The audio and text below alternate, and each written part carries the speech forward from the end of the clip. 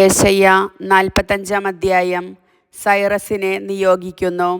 രാജ്യങ്ങൾ കീഴടക്കുന്നതിനും രാജാക്കന്മാരുടെ അരപ്പട്ടകൾ അഴിക്കുന്നതിനും നഗരകവാടങ്ങൾ അടയ്ക്കപ്പെടാതെ തുറന്നിടുന്നതിനും വേണ്ടി ആരുടെ വലത്തുകൈ താൻ ഗ്രഹിച്ചിരിക്കുന്നുവോ തൻ്റെ അഭിഷിക്തനായ ആ സൈറസിനോട് കർത്താവ് അരുളിച്ചെയ്യുന്നു: ഞാൻ നിനക്ക് മുൻപേ പോയി മലകൾ നിരപ്പാക്കുകയും പിച്ചളവാതിലുകൾ തകർക്കുകയും ഇരുമ്പോടാമ്പലുകൾ ഒടിക്കുകയും ചെയ്യും.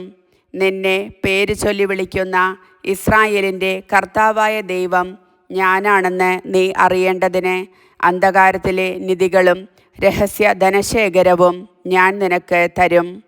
എൻ്റെ ദാസനായ യാക്കോബിനും ഞാൻ തിരഞ്ഞെടുത്ത ഇസ്രായേലിനും വേണ്ടി ഞാൻ നിന്നെ പേര് ചൊല്ലി വിളിക്കുന്നു. നീ എന്നെ അറിയുന്നില്ലെങ്കിലും ഞാൻ നിന്നെ നിൻ്റെ പിതൃനാമത്തിലും വിളിക്കുന്നു. ഞാനല്ലാതെ മറ്റൊരു കർത്താവില്ല, ഞാനല്ലാതെ മറ്റൊരു ദൈവമില്ല. നീ എന്നെ അറിയുന്നില്ലെങ്കിലും ഞാൻ നിൻ്റെ അരമുറുക്കും. കിഴക്കും പടിഞ്ഞാറും ഉള്ള എല്ലാവരും ഞാനാണ് കർത്താവ്, ഞാനല്ലാതെ മറ്റൊരുവനില്ല എന്ന് അറിയുന്നതിനും വേണ്ടി തന്നെ. ഞാൻ പ്രകാശം ഉണ്ടാക്കി, ഞാൻ അന്ധകാരം സൃഷ്ടിച്ചു, ഞാൻ സുഖദുഃഖങ്ങൾ നൽകുന്നു. ഇതെല്ലാം ചെയ്ത കർത്താവ് ഞാൻ തന്നെ. സ്വർഗങ്ങളെ മുകളിൽ നിന്ന് പൊഴിയുക, ആകാശം നീതി ചൊരിയട്ടെ, ഭൂമി തുറന്ന് രക്ഷമുളയ്ക്കട്ടെ, അങ്ങനെ നീതി സംജാതമാകട്ടെ. കർത്താവായ ഞാനാണ് ഇത് സൃഷ്ടിച്ചത്. കർത്താവ് ലോകനിയന്താവ്. ഒരുവൻ കുശവൻ്റെ കയ്യിലെ മൺപാത്രം മാത്രമായിരിക്കെ തൻ്റെ സ്രഷ്ടാവിനെ എതിർത്താൽ അവന് ഹാ കഷ്ടം. കളിമണ്ണ് തന്നെ മെനയുന്നവനോട് നീ എന്താണ് ഉണ്ടാക്കുന്നതെന്നോ നീ ഉണ്ടാക്കിയതിന് കൈപ്പിടിയുണ്ടോ എന്നോ ചോദിക്കുമോ?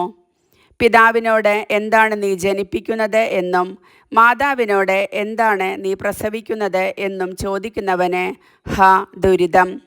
ഇസ്രായേലിൻ്റെ പരിശുദ്ധനും സ്രഷ്ടാവുമായ കർത്താവ് അരുളി ചെയ്യുന്നു: എൻ്റെ മക്കളെ പറ്റിയോ എൻ്റെ സൃഷ്ടികളെ പറ്റിയോ എന്നെ ചോദ്യം ചെയ്യാമോ? ഞാൻ ഭൂമി ഉണ്ടാക്കി, അതിൽ മനുഷ്യനെ സൃഷ്ടിച്ചു. എൻ്റെ കരങ്ങളാണ് ആകാശത്തെ വിരിച്ചത്. ഞാൻ തന്നെയാണ് ആകാശ സൈന്യങ്ങളോട് ആജ്ഞാപിച്ചതും. സൈന്യങ്ങളുടെ കർത്താവ് അരുളി ചെയ്യുന്നു: നീതിയിൽ ഞാൻ ഒരുവനെ ഉയർത്തി, ഞാൻ അവൻ്റെ പാത നേരെയാക്കും. പ്രതിഫലത്തിനോ സമ്മാനത്തിനോ വേണ്ടിയല്ലാതെ അവൻ എൻ്റെ നഗരം പണിയുകയും എൻ്റെ വിപ്രവാസികളെ സ്വതന്ത്രരാക്കുകയും ചെയ്യും. കർത്താവ് അരുളി ചെയ്യുന്നു: ഈജിപ്തിൻ്റെ ധനവും എത്യോപ്യയുടെ കച്ചവടച്ചരക്കും ദീർഘകായരായ സേബായരും നിൻ്റേതാകും. അവർ നിന്നെ അനുഗമിക്കും. ചങ്ങലകളാൽ ബന്ധിതരായ അവർ വന്ന് നിന്നെ വണങ്ങും. ദൈവം നിന്നോട് കൂടെ മാത്രമാണ്, അവിടുന്നല്ലാതെ മറ്റൊരു ദൈവമില്ല എന്ന് പറഞ്ഞ് അവർ നിന്നോട് യാചിക്കും. ഇസ്രായേലിൻ്റെ ദൈവവും രക്ഷകനുമായവനെ, അങ്ങ് സത്യമായും മറഞ്ഞിരിക്കുന്ന ദൈവമാണ്. അവർ ലജ്ജിച്ച് തല താഴ്ത്തും. വിഗ്രഹനിർമ്മാതാക്കൾ പരിഭ്രാന്തരാകും. കർത്താവ് ഇസ്രായേലിന് എന്നേക്കും രക്ഷ നൽകിയിരിക്കുന്നു. നിങ്ങൾക്ക് ഒരിക്കലും ലജ്ജിച്ച് തല താഴ്ത്തേണ്ടി വരികയില്ല. ഞാനാണ് കർത്താവ്, ഞാനല്ലാതെ മറ്റൊരുവനില്ല എന്ന് ആകാശം സൃഷ്ടിച്ച കർത്താവ് അരുളി ചെയ്യുന്നു. അവിടുന്നാണ് ദൈവം. അവിടുന്ന് ഭൂമിയെ രൂപപ്പെടുത്തി സ്ഥാപിച്ചു.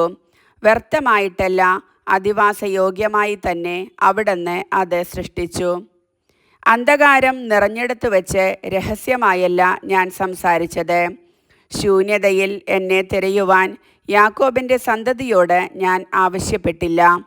കർത്താവായ ഞാൻ സത്യം പറയുന്നു, ഞാൻ ശരിയായത് പ്രഖ്യാപിക്കുന്നു.